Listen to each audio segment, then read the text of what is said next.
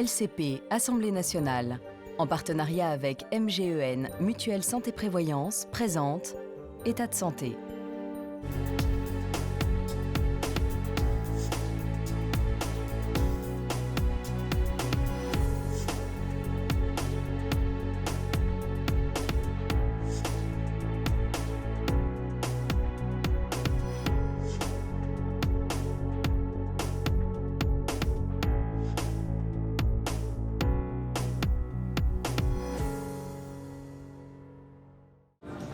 Le deuil, nous y avons tous été confrontés, ou nous le serons un jour. Une expérience éprouvante sur tous les plans. Je dors mal, j'ai perdu confiance en moi, je suis extrêmement fatiguée. En fait, il y a un truc, il paraît que c'est physiologique. Des conséquences sur la santé, physique et morale, qui sont souvent ignorées. Le deuil reste tabou, impensé. Ce mauvais accompagnement ou cette absence d'accompagnement, ça constitue pour moi un manque de reconnaissance de ce qu'on a à vivre. Alors, comment mieux accompagner les personnes endeuillées ? Deuil, comment faire face ? C'est le thème de ce numéro d'État de santé. Bonjour à tous, bienvenue dans cet État de santé. Aujourd'hui, on va aborder une question souvent taboue, toujours douloureuse, souvent délicate aussi, et elle concerne absolument tout le monde, c'est le deuil. Comment faire son deuil ? Est-ce que c'est une maladie ? Le deuil, par exemple, quand ça dure longtemps. Il y a beaucoup de questions à vous poser. Bonjour Camille Boissancrène. Vous êtes psychologue, clinicienne à la Fondation Œuvre de la Croix-Saint-Simon, qui est une fondation qui multiplie des établissements de santé, beaucoup de HAD, comme on dit, hospitalisation à domicile. Je disais dans l'introduction, faire son deuil. Est-ce que c'est une expression que vous trouvez significative, qui dit des choses ? C'est vrai que ce n'est pas forcément l'expression que j'emploierais le plus facilement, mais moi je compare souvent le deuil, la mort d'un être cher, et c'est ce que je dis aux patients, à une blessure extrêmement profonde, qui va être très importante, très profonde. Et le processus de deuil, ce travail de deuil, ce cheminement qui va être propre à chacun, c'est un cheminement individuel, ça va être ce processus de cicatrisation qui peu à peu, tout doucement, va se faire. C'est comme ça que vous accompagnez les personnes qui sont dans le deuil. Oui. Depuis quelques années. On regarde votre portrait. Camille Boissancrène est psychologue clinicienne. Elle consulte et encadre les soins de support de la HAD à la Fondation Œuvre de la Croix-Saint-Simon. Elle a exercé plusieurs années auprès de patients en fin de vie à Paris dans un centre spécialisé, puis elle a été responsable du service d'accompagnement du deuil au Centre national de ressources soins palliatifs. Spécialiste du deuil et de sa prise en charge, elle a également contribué à plusieurs ouvrages scientifiques.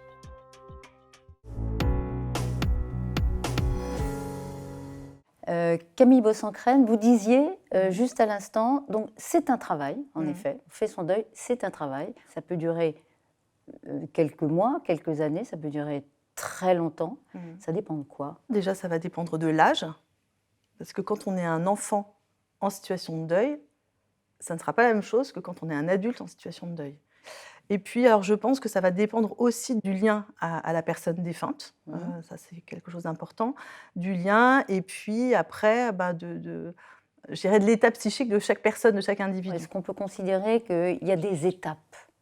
Alors, oui, alors je sais qu'il y a dans la littérature, on peut voir même différentes étapes quasiment numérotées avec la sidération, le déni, la colère. Bon, après, moi, je n'aime pas trop être dans des catégories comme ça parce que je pense que les personnes peuvent les traverser alors les unes après les autres et puis des fois en même temps. Alors, ce qui se passe quand même souvent, c'est que suite à la mort d'un être cher, il y a ce temps de sidération. Et ce qui se caractérise souvent par une phrase que les gens disent, c'est « ça n'est pas possible ». C'est un cauchemar, je n'y crois pas. Et ça, je crois que ça rend compte de l'incompréhension psychique, de l'état de sidération psychique dans lequel la personne est. Donc, c'est très individuel, évidemment, ouais. On l'a bien compris en vous écoutant, mais il y a quand même des points communs. On va regarder cette infographie. Le deuil, personne ne veut y penser. Et pourtant, il y a chaque année 600 000 décès en France. Une épreuve qui peut être bouleversante pour les proches et qui a des conséquences. 3 Français sur 5 ont trouvé que le deuil avait un impact sur leur santé physique et la moitié sur leur santé psychique. Une étude suédoise montrait même une surmortalité liée au veuvage chez les plus de 65 ans au cours des 6 premiers mois du deuil. Et pourtant, seuls 20% des endeuillés ont été pris en charge pour leurs souffrances physiques ou psychiques. Ils ne se sentent pas assez épaulés. Surtout au travail où 70% des salariés en deuil n'ont pas senti de soutien de leur direction. Il faut savoir aussi que seuls 3 jours de congé deuil sont attribués pour la perte d'un parent, conjoint, frère ou sœur. Pour un enfant, ce chiffre vient juste de passer à 15 jours. Il faudrait donc mieux accompagner le deuil. Et c'est aussi un enjeu de société. En moyenne, on prend 34 jours d'arrêt maladie après le décès d'un proche, ce qui représente un coût de 700 millions d'euros annuels pour l'assurance maladie. Camille Bossang-Crène, est-ce que deuil égale dépression? Deuil égale manifestation dépressive. Ce n'est pas forcément une dépression avérée, une dépression qui nécessite systématiquement un traitement antidépresseur. Il peut y avoir cette tendance un peu trop rapide des fois à venir mettre un anxiolytique, un antidépresseur. C'est normal, vous êtes en deuil, paf. C'est normal, vous êtes en deuil, vous pleurez. Voilà, c'est le contraire qui serait un peu étonnant. Il y a des troubles du sommeil, il y a des troubles de la concentration, il y a des troubles de l'attention, il y a des troubles de l'appétit. Toutes les personnes en deuil vont dire « je suis épuisée » parce que psychiquement, en fait, il y a tout ce travail dont on parlait de qu'est-ce qui s'est passé. Ça n'est pas possible. Enfin, la personne que j'aime toujours, qui n'est plus là mais que j'aime toujours, ne va plus jamais être là. Plus jamais. Enfin, et ça, ça peut être un peu abyssal. Vous parlez de sidération, vous parlez de dépression. On va tout de suite à la rencontre, via le reportage d'Alexia Le Perron, justement d'une femme qui a perdu brutalement son mari et qui nous explique ce processus, cette épreuve qu'elle vit et comment elle essaye de la surmonter. Reportage.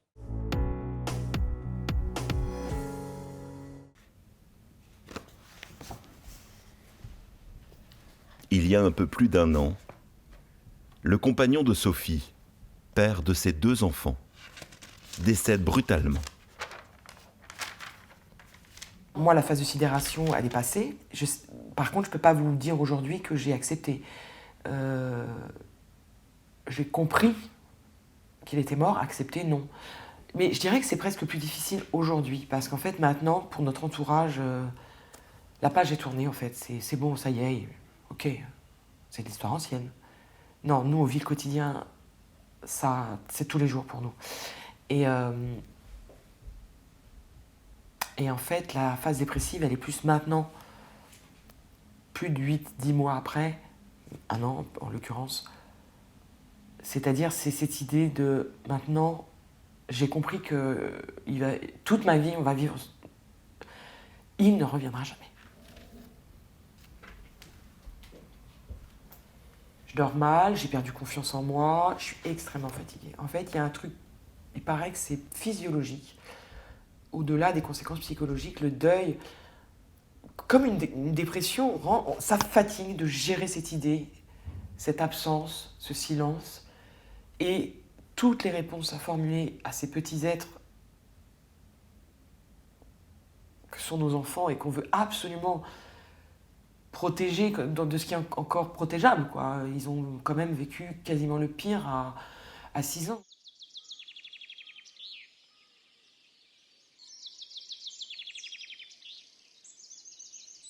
Au fur et à mesure des jours qui passaient après le décès, je me suis aperçue qu'il y avait peut-être une forme d'incommunicabilité avec mon entourage aimant, qui ne pouvait pas entendre certaines choses venant de moi, parce que ça les brusquait trop dans leur conception de l'existence.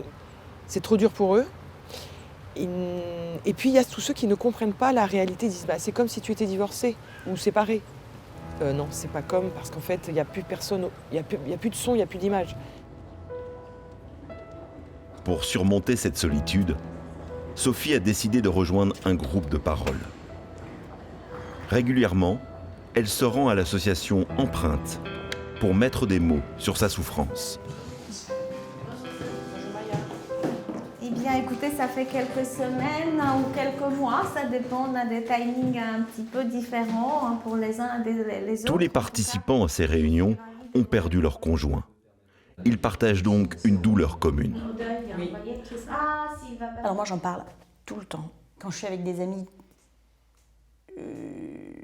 c'est peut-être, je pense qu'inconsciemment, c'est moi qui le fais en premier pour pouvoir en parler, pour que ça puisse, qu'on puisse en parler que ça ouvre une porte, voilà, qu'eux soient gênés. sans que eux soient gênés et que, d'une certaine façon, moi aussi, j'ai envie d'entendre leurs souvenirs de Pascal. Ça vous fait du bien. Ça fait du bien. Ça nous fait du bien de le faire vivre hein, C'est à ça. travers des souvenirs C'est ça. donc, dont parler. Mais dans les représentations de l'entourage, il ne faut surtout pas en parler. Hein. Ouais. Oh, ça va être triste, ça Ouais. va Oui, me c'est faire ça. pleurer, comme si alors que bon, voilà, les émotions font partie de ce processus. C'est de telles émotions que de les garder pour soi, je pense qu'on se détruit. Alors au départ, on n'a peut-être pas l'impression qu'on se détruit, mais c'est tellement dur. Moi, je vois le chemin parcouru tous les jours. Je vois qu'il y a des choses qui tout d'un coup étaient difficiles au départ, deviennent un peu plus faciles aujourd'hui. Donc de parler permet d'exorciser finalement les difficultés vécues, la douleur. Je pense que sinon ça nous ronge de l'intérieur à un moment donné. C'est pas un mal hein, qu'on soigne, hein. On prendra pas de pilule. Hein. Et puis ben voilà, c'est pas du tout ça. Hein. C'est une épreuve de vie qu'on devrait d'ailleurs rendre un petit peu plus accessible, mieux comprise hein, par tout le monde. Mais bon, voilà, on n'a pas trop y pensé. Ça reste très tabou aujourd'hui. Exactement. Les deuils, c'est à la fois extrêmement intime et très social, c'est-à-dire c'est une épreuve subjective que chaque personne endeuillée va vivre à sa manière, mais c'est universel. Donc on est tous concernés et c'est important de pouvoir le vivre librement de façon la plus naturelle possible puisque c'est un processus naturel de cicatrisation. Orphelins, veufs et veuves, parents, Empreinte accompagne le deuil de chacun sans tabou, car le socialiser serait, d'après l'association, la meilleure manière de le traverser.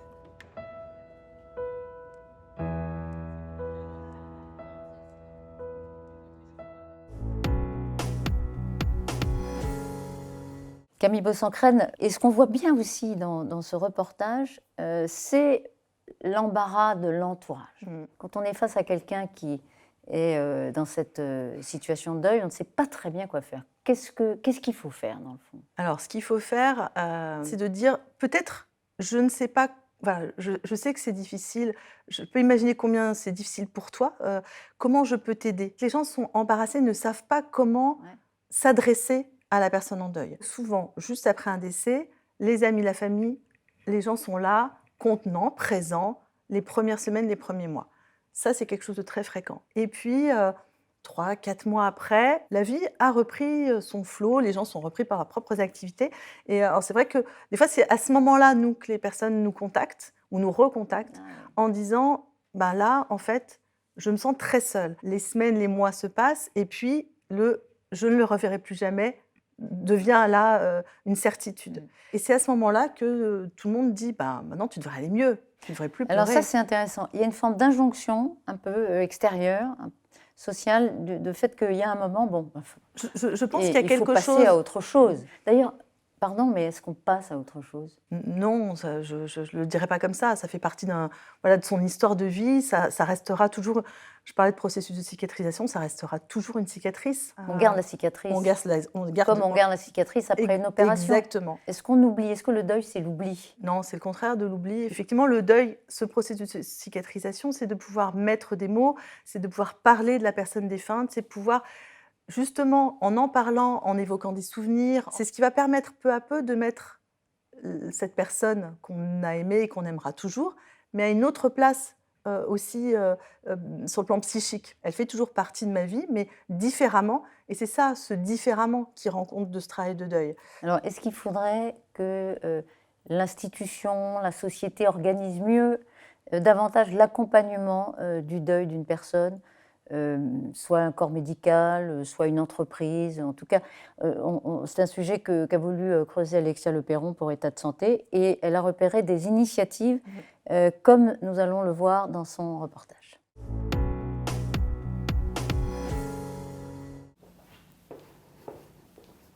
Le 18 février 2022, Mireille et Gilles perdent leur fille Babette, 8 ans, des suites d'un cancer rare. Dans les jours qui ont suivi son décès, en termes d'institutions, que ce soit je sais pas, les hôpitaux, On a été contacté par la personne. CAF, l'assurance maladie, enfin, tout ce qui existe en France autour du soin et du décès. On a été contacté par personne.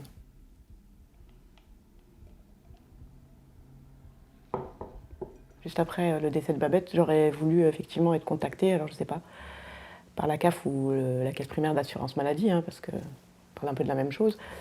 C'est le décès d'un enfant pour d'office nous proposer un accompagnement psychologique. On ne parle pas d'une jambe cassée, de quelque chose qui va se réparer comme ça.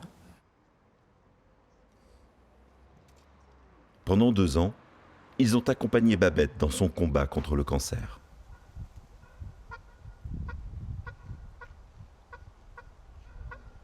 Après son décès, ils auraient aimé avoir du répit. Les jeunes enfants qui sont décédés, c'est souvent suite à des graves maladies. Et donc les familles sont déjà épuisées parce qu'il y a eu tout un combat à l'hôpital à conduire auprès de leur enfant. Et que du coup, ça serait sans doute plus souhaitable que, une fois que c'est la chose tant redoutée finit par arriver, qu'on vous dise écoutez, monsieur, dame, ne vous inquiétez pas, vous vous concentrez sur votre famille, votre cellule familiale, vos autres enfants si vous en avez. Ce mauvais accompagnement ou cette absence d'accompagnement, ça constitue pour moi un manque de reconnaissance de ce qu'on a à vivre. Et ça me laisse à dire que, institutionnellement parlant, la mort d'un enfant, c'est un non-événement. Les enfants ne meurent pas.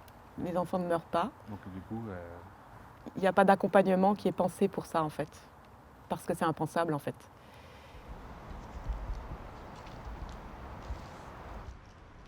Comme Mireille et Gilles, les familles se sentent souvent livrées à elles-mêmes dans le deuil. Alors quelques structures s'organisent pour mieux accompagner les familles endeuillées, comme cet hôpital, qui a mis en place un dispositif unique en France.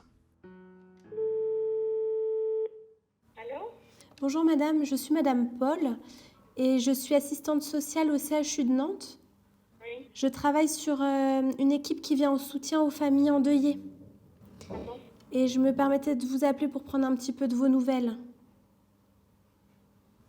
C'est le début, hein, donc... Oui.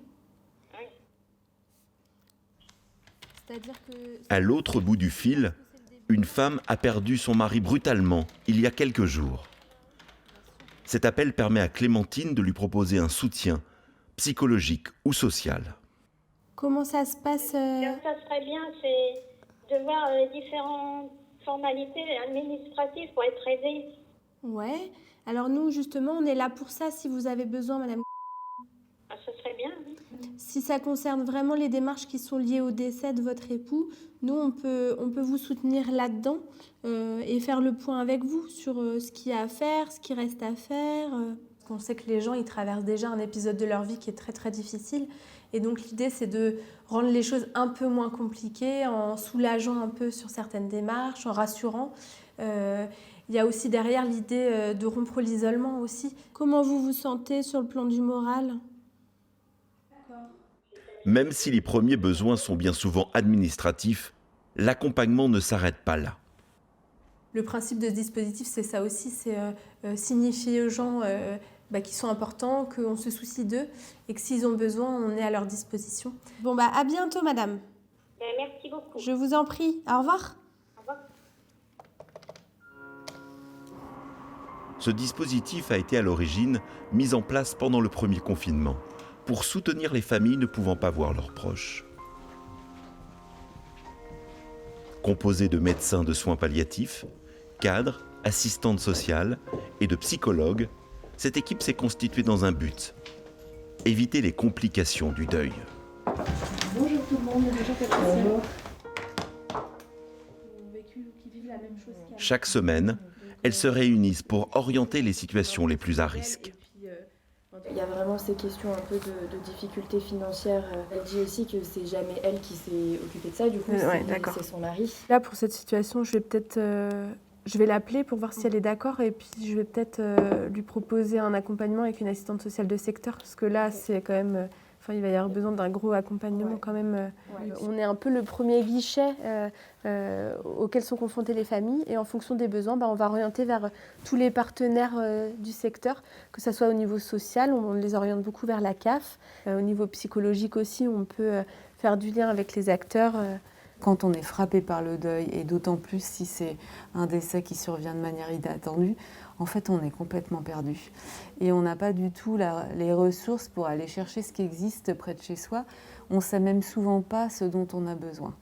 L'équipe du CHU tente à présent d'étendre son dispositif à d'autres familles. Les initiatives comme celle-ci sont encore trop rares en France et inégalement réparties sur le territoire. Alors, c'était intéressant dans le reportage d'Alexia, cette structure nantaise qui accompagne, qui en tant qu'institution accompagne les personnes, les appelle, fait des démarches. Oui, elle va à la vraiment, rencontre. elle va les chercher. Vous avez travaillé dans des structures de soins palliatifs. Est-ce que vous aviez la possibilité, comme ça, de proposer ce type d'accompagnement aux proches des malades que vous aviez suivis avant? En fait, ça n'est pas pris en compte du tout dans le soin, dans la prise en soin. Une fois que le patient est décédé, il est décédé. Et c'est la position, la volonté de l'établissement qui, à ses propres frais, va dire on continue à proposer cette offre de soins psychiques pour pouvoir justement continuer à accompagner les personnes. Les proches. Donc vous l'avez fait. Et voilà, et on le fait régulièrement. C'est pas systématique, mais vous l'avez fait. On le fait, non, on le fait on le propose systématiquement aux gens. Est-ce qu'il y a des deuils pathologiques? Est-ce qu'il y a des deuils dont on ne sort jamais?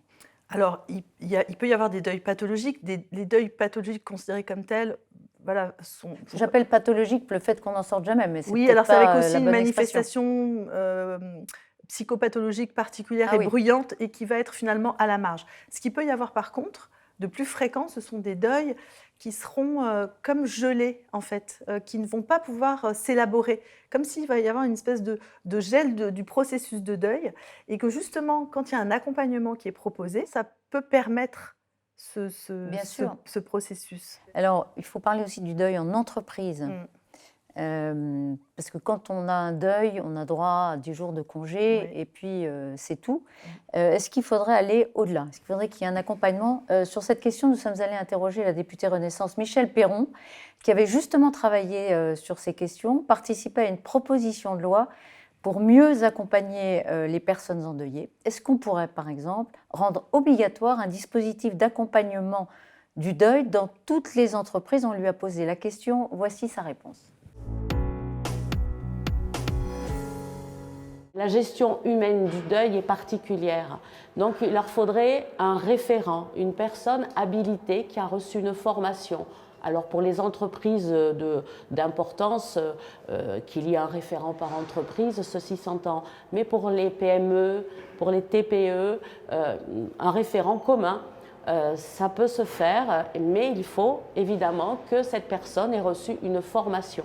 Je souhaite, et mes collègues qui étaient signataires avec moi de la PPL de Sereine Beaumort, souhaitent évidemment que cela soit obligatoire et que cela passe par la loi. Camille Bosancren, est-ce que l'idée, effectivement, que dans chaque entreprise, il y a une personne de la direction des RH, des relations humaines, qui soit formée pour accompagner un salarié, c'est une bonne idée? Ce ne sera pas cette personne ressource qui va s'occuper de tout, mais qui peut, justement, par la qualité de son écoute et la connaissance des dispositifs, peut aussi orienter la personne. Et ça, je pense que c'est ça ce qui peut être intéressant. Que du coup, justement, il n'y ait pas ce silence autour du deuil. Et enfin, pour conclure, est-ce que c'est un enjeu de santé publique? Est-ce qu'il faudrait des prises en charge plus importantes après la mort qu'on subit? Je pense qu'il ne s'agit pas de médicaliser ni de psychologiser, parce que ça n'est pas forcément une nécessité. Toutes les actions que mènent certaines associations en proposant ces espaces de parole, d'accompagnement, de partage, ça permet justement ce travail d'élaboration du deuil, hein, et c'est des lieux ressources extrêmement précieux pour les personnes. Après, quels moyens donner aussi à ces dispositifs? C'est là où peut-être l'État pourrait soutenir. Pour aller plus loin. Voilà, et aussi être bien davantage comme en les soutien. expériences là, sur Nantes ou sur les autres structures. Les rendre plus visibles, plus lisibles, les aider, qu'il y ait une plus grande reconnaissance et un soutien, et qui passe aussi par un soutien financier. Voilà, je retiens en tout cas de cette émission aussi que face à quelqu'un qui est en deuil, il ne faut pas avoir peur d'en parler. Ouais. Il faut verbaliser, il ne faut pas avoir peur de mettre le sujet, parce Oui, que de cette dire personne-là, comment- elle a besoin aussi d'évoquer ce qui lui Exactement. manque, la personne qui lui manque. Et donc, bon, ce ne serait peut-être pas toujours le moment, mais c'est important de ne pas faire comme si ça n'existait pas. Ouais. Parce qu'on parfois, on veut ménager. Exactement, on veut Et en fait- ménager, ou on se sent tellement en difficulté, et de dire plus simplement, j'imagine quelle est ta souffrance, combien ça peut être difficile, je suis là, je ne sais pas comment je pourrais t'aider, qu'est-ce qui peut te faire du bien, Mais je mais pourrais je le suis faire là. si tu me le demandes. Je suis là. Merci beaucoup de nous avoir fait partager votre expérience autour du deuil. Merci de nous avoir suivis et à bientôt sur État de santé sur LCP.